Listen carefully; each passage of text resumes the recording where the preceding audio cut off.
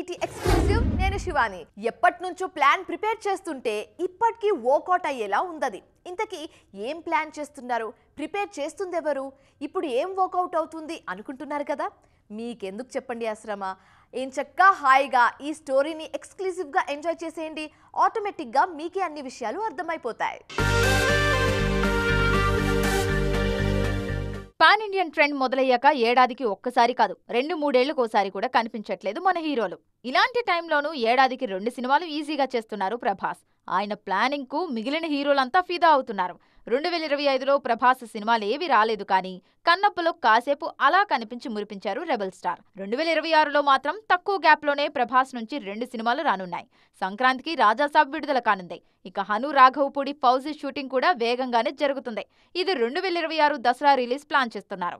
ఇక 2025 సంక్రాంతికి డాకు మహారాజుగా వచ్చిన బాలయ్య డిసెంబర్లో అఖండ 2తో రానున్నారు. పవన్ కళ్యాణ్ కూడా 2012 తర్వాత ఒకే ఏడాది 2 సినిమాలతో వస్తున్నారు.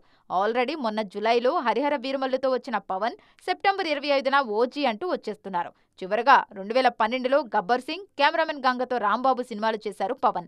దానికి ముందు 2011లోనూ తీన్మార్, పంజాబ్ విడుదలయ్యాయి. 2026 సమ్మర్లో ఉస్తాద్ భగత్ సింగ్ తో రానున్నారు పవన్. అంటే ఏడాదిలో 3 సినిమాలన్నమాట. ఇక 2026 సంక్రాంతికి మన శంకరవర ప్రసాద్ గారు అంటూ అనిల్ రావిపూడి తోడుగా వస్తున్న చిరంజీవి సమ్మర్లో విశ్వంభరతో రానున్నారు. వెంకటేష్ సైతం చిరు సినిమాలో గెస్ట్ గా నటిస్తూనే 2026 సెకండ్ హాఫ్ లో త్రివిక్రమ్ సినిమాతో హాయ్ చెప్పనున్నారు. మామూలుగానే రాజమౌళి సినిమా అంటే అంచనాలు ఆకాశంలో ఉంటాయి. వీటన్నిటిని ఇప్పుడు తన స్ట్రాటజీతో అంతకంటే పైకి తీసుకెళ్తున్నారు జక్కన్న. ఈయన తీస్తున్న సినిమా కాదు, చేస్తున్న ప్రమోషన్ చూస్తుంటేనే అందరికీ పిచ్చెక్కిపోతుంది. తాజాగా మరో సెన్సేషనల్ అప్డేట్తో వచ్చారు దర్శకధీరుడు. దాంతో పండగ చేసుకుంటున్నారు మహేష్ ఫ్యాన్స్. రాజమౌళి ఈ పేరు చాలు రికార్డులు బద్దలైపోవడానికి.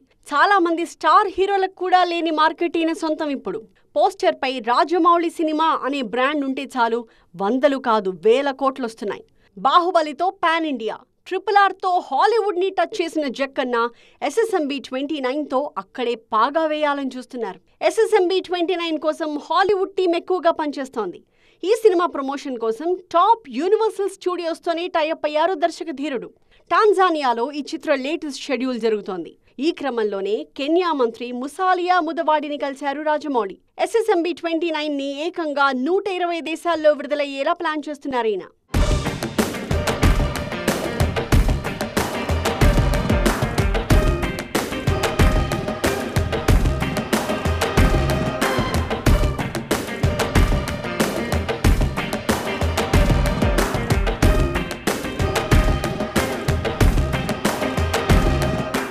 SSMB 29తో హాలీవుడ్కి మాత్రమే సాధ్యమైన 10,000 కోట్ల కలెక్షన్స్ని ఇండియన్ సినిమాకి పరిచయం చేయాలని చూస్తున్నారు జక్కన్న. దీనికోసం 1000 కోట్లకు పైగానే బడ్జెట్ పెడుతున్నారు. దానికి 10 రెట్లు కలెక్ట్ చేసేలా ఇప్పటి నుంచే తన స్ట్రాటజీని అప్లై చేస్తున్నారు. ఈ క్రమంలోనే 120 దేశాలు, దాదాపు 100 కోట్ల మంది ఆడియన్స్కి రీచ్ అయ్యేలా ప్రణాళికలు రచిస్తున్నారు జక్కన్న. SSMB 29 గురించి కెన్యా మంత్రి ముసాలియా అప్డేట్స్ ఇచ్చారు. ఈస్ట్ ఆఫ్రికా అంతా తిరిగి కెన్యాను షూటింగ్ స్పాట్గా ఎంచుకున్నందుకు థ్యాంక్స్ చెప్పారాయన. తమ దేశంలోని 95% అందమైన ప్రదేశాలను ఈ చిత్రంలో చూపిస్తున్నందుకు రాజమౌళికి కృతజ్ఞతలు చెప్పారు ముసాలియా. 2027 సమ్మర్లో SSMB 29 విడుదలయ్యే అవకాశం ఉంది. దసరా సీజన్ అయిపోగానే అందరి ఫోకస్ సంక్రాంతిపై ఉంటుంది. కానీ మధ్యలో మరో సీజన్ ఈ మధ్య బాగా కుమ్మేస్తుంది. అదే డిసెంబర్. అన్ సీజన్గా భావించే ఈ సీజన్ను ఫుల్గా క్యాష్ చేసుకుంటున్నారు నిర్మాతలు. గత కొన్నేళ్లుగా డిసెంబర్లోని క్రేజీ సినిమాలు వస్తున్నాయి. ఈసారి అదే జరగబోతుంది. మరి 2025 డిసెంబర్ సినిమాలేంటి? ఒక అఖండ, ఒక పుష్ప, ఒక పుష్ప 2 ఇలా కొన్నేళ్లుగా చాలా సినిమాలు అన్ సీజన్ గా భావించే డిసెంబర్లోనే వచ్చే రికార్డులు తిరగరాశాయి. అందుకే సంక్రాంతికి ముందు డిసెంబర్ మరో మంచి సీజన్ గా మారింది ఇప్పుడు. ఈ క్రమంలోనే 2025 డిసెంబర్లోనూ పాన్ ఇండియన్ సినిమాల దండయాత్ర కనిపించబోతోంది. సెప్టెంబర్ 25 నుంచి వాయిదా పడిన తర్వాత అఖండ 2 కొత్త డేట్ ఏంటి అని ఆరాధిస్తున్నారు నందమూరి అభిమానులు. అయితే రాజాసాబ్ ఖాళీ చేసిన డిసెంబర్ 5నే అఖండ 2 రానుందని తెలుస్తోంది. పైగా అఖండ 1 కూడా డిసెంబర్లోనే వచ్చింది. సీక్వెల్ కు ఇదే చేస్తున్నారు. మరోవైపు డిసెంబర్ 19న అవతార్ 3 రాబోతోంది. దీనిపై అంచనాలు భారీగా ఉన్నాయి. జేమ్స్ కామెరూన్ సినిమాలకు భాషతో పనిలేదు. అవతార్ 3 బిజినెస్ ఇండియాలోనే 300 కోట్ల వరకు జరుగుతుంది. ఈ సినిమాను ఏ మాత్రం తక్కువ అంచనా వేయడానికి లేదు. అలాగే డిసెంబర్ 25న అడవి శేష్ డెకాయిట్ విడుదల కానుంది. శేష్ అంటే మినిమం గ్యారంటీ. డెకాయిట్ కూడా దీనికి మినహాయింపు కాదు. మొత్తానికి సంక్రాంతికి ముందే ఈసారి థియేటర్స్ దద్దరిల్లిపోనున్నాయి. పోటీ అంటే ఎప్పుడు హీరోలు హీరోయిన్ల మధ్య కాదు, సంగీత దర్శకుల మధ్య కూడా ఉంటుంది. చూడ్డానికి సాఫ్ట్గా ఉంటారు, కానీ స్వరమాంత్రికుల మధ్య కూడా వార్ మామూలుగా ఉండదు. ఇప్పుడు ముగ్గురు మ్యూజిక్ డైరెక్టర్స్ మధ్య పోటీ అలాగే ఉంది. ఈ ముగ్గురిలో 2 టాప్ లేపేశారు. ఇప్పుడు 3వ వాడి వంతు. ఇంతకీ ఎవరా సంగీత త్రయం? టాలీవుడ్లో మ్యూజిక్ డైరెక్టర్ అనే పేరు వినగానే అయితే తమన్ లేదంటే దేవిశ్రీ ప్రసాద్ గుర్తొస్తారు. ఈ ఇద్దరి మధ్య కొన్నేళ్లుగా పోటీ నడుస్తుంది. మధ్య మధ్యలో చాలా మంది వస్తుంటారు, పోతుంటారు, కానీ స్టాండర్డ్గా ఈ ఇద్దరి మధ్య ఉంటుంది. తాజాగా వీళ్లకు అనిరుద్ తోడయ్యారు. దేవరతో ఈయన రేంజ్ పెరిగింది. కింగ్డమ్, కూలీ మ్యూజిక్ కూడా బాగానే హిట్ అయింది. గతేడాది వరకు సైలెంట్గా ఉన్న దేవి పుష్ప 2, తండేల్, కుబేరా లాంటి సినిమాలతో తనేంటో ప్రూవ్ చేసుకున్నారు. అలాగే Anirudh non stop chart buster ఇస్తున్నారు. ప్రస్తుతం నాని ప్యారడైజ్తో పాటు దేవర 2, టాక్సిక్ లాంటి సినిమాలు అనిరుద్ చేతిలో ఉన్నాయి. ఈ ఇద్దరితో పోలిస్తే తమన్ కాస్త స్లో అయ్యారు.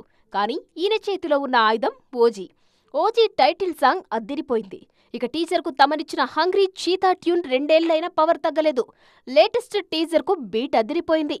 తమన్ చేతిలో ఓజీ మాత్రమే కాదు, అఖండ 2 కూడా ఉంది. ఈ 2 సినిమాలతో తమన్ మళ్లీ రేసులోకి రానున్నారు.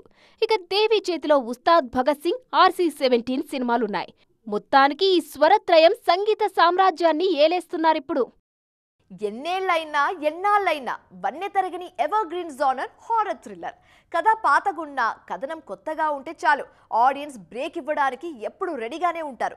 అందుకే ఈ జోనర్ సినిమాలకు డిమాండ్ కాస్త ఎక్కువే. తాజాగా ప్రభాస్ నుంచి బెల్లంకొండ వరకు అంతా అదే దారిలో నడుస్తున్నారు. మరి టాలీవుడ్ లేటెస్ట్ హారర్ సినిమాలేంటో చూద్దామా? కార్తికేయలో నిఖిల్ చెప్పిన ఈ డైలాగ్నే మన హీరోలు ఫాలో అవుతున్నారు ఇప్పుడు. అందుకే ఏ జోనర్ ఆగినా భయపెట్టడానికి చేసే సినిమాలు మాత్రం ఆగవు. అవి భయపెడతాయా లేదా అనేది పక్కన పెడితే ఏడాదికి కనీసం ఒక 40 సినిమాలు ఈ జోనర్లో వస్తుంటాయి. తాజాగా బెల్లంకొండ శ్రీనివాస్ కిష్కింధపురి అంటూ వచ్చేస్తున్నారు. ఈ సినిమా సెప్టెంబర్ 12న రానుంది. ఓ పాడుబడిన బంగ్లా, అందులో దెయ్యాలున్నాయని నానుడి. అక్కడికి వెళ్లడానికి అంతా భయపడుతుంటే హీరో అండ్ గ్యాంగ్ అక్కడికి వెళ్తారు. ఆ తర్వాత నిజం దెయ్యం వస్తుంది. ఇదే కిష్కింధపురి ట్రైలర్లో ఉన్న కథ. రొటీన్గానే ఉన్న స్క్రీన్ ప్లే వర్కౌట్ అయితే బొమ్మ బ్లాక్ బస్టరే. మరోవైపు రాజాసాబ్ కథ ఇంచుమించు ఇలాగే ఉంటుంది. రాజాసాబ్ టీజర్ చూసిన వాళ్లకు కథపై ఓ క్లారిటీ వచ్చేసుంటుంది. బంగ్లా నేపథ్యంలోనే ఈ కథ అంతా రాసుకున్నారు మారుతి. సినిమాలో మేజర్ షూట్ కూడా ఈ సెట్లోనే సాగింది. జనవరి 9న సంక్రాంతి కానుకగా రాజాసాబ్ రానున్నారు. పైగా ప్రభాస్ కెరీర్లో ఫస్ట్ హారర్ సినిమా ఇదే. అలాగే నాగ చైతన్య సైతం కార్తిక్ దండుతో సస్పెన్స్ థ్రిల్లరే చేస్తున్నారు. విరూపాక్షతో భయపెట్టిన కార్తిక్ దండు చైతూతోనూ అదే మ్యాజిక్ చేయాలని చూస్తున్నారు. ఇక అల్లర్ నరేష్ హీరోగా వస్తున్న 12A రైల్వే కాలనీ కూడా సస్పెన్స్ థ్రిల్లరే. పొలిమేర ఫేమ్ అనిల్ విశ్వనాథ్ ఈ సినిమాకు కథ, స్క్రీన్ ప్లే అందిస్తున్నారు. అలాగే పొలిమేర సిరీస్ అంతా హారర్ జోనరే. మొత్తానికి ఈ తరహా సినిమాలు తెలుగులో బాగానే వస్తున్నాయి ఇప్పుడు. ఈ రోజుల్లో లేడీ ఓరియంటెడ్ సినిమాలు ఎవరు చూస్తారు?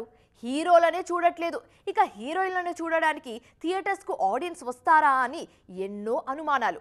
కానీ కంటెంట్ ఉండాలే గానీ ఖతర్నాక్ కలెక్షన్స్ అవే పరిగెత్తుకుంటూ వస్తాయని నిరూపిస్తున్నాయి కొన్ని సినిమాలు. తాజాగా కొత్త లోక ఫీమేల్ సెంట్రిక్ సినిమాలో కొత్త రికార్డ్ క్రియేట్ చేస్తుంది. మరి అదేంటి? ఒకప్పుడు విజయశాంతి, ఆ తర్వాత అనుష్క, నయనతార లేడీ ఓరియంటెడ్ సినిమాలతో డబ్బులు తీసుకొచ్చిన హీరోయిన్లు వీళ్లే. ఈ మధ్య చాలా ఫీమేల్ సెంట్రిక్ సినిమాలొచ్చినా కనీసం పోస్టర్ ఖర్చులు కూడా రాలేదు. ఇలాంటి టైంలో ఓ సినిమా రికార్డులు తిరగరాస్తుంది. అదే కొత్త లోక. కళ్యాణి ప్రియదర్శన్ హీరోయిన్ గా నటించిన ఈ సినిమాకు దుల్కర్ సల్మాన్ నిర్మాత.